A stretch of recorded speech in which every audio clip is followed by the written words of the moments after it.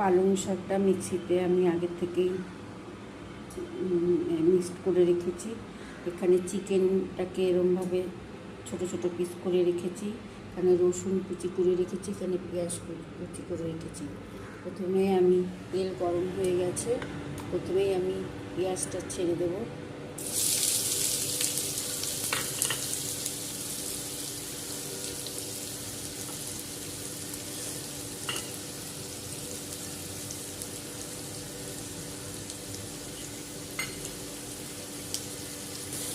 এরপর আমি রসুন কুচিগুলো দিয়ে দিচ্ছি। রসুন কুচি রেখেছিলাম সেগুলো দিয়ে দিচ্ছি।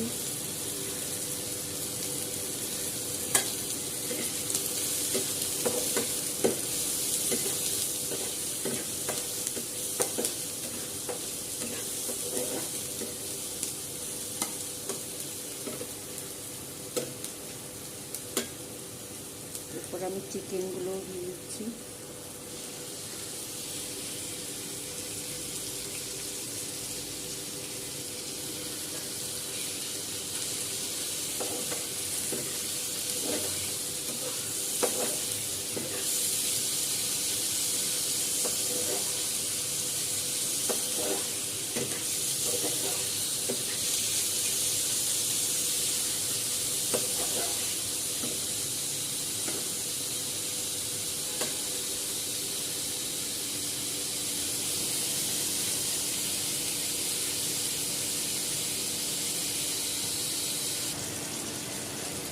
চিকেনটা ভালো করে সেদ্ধ হয়ে গেছে।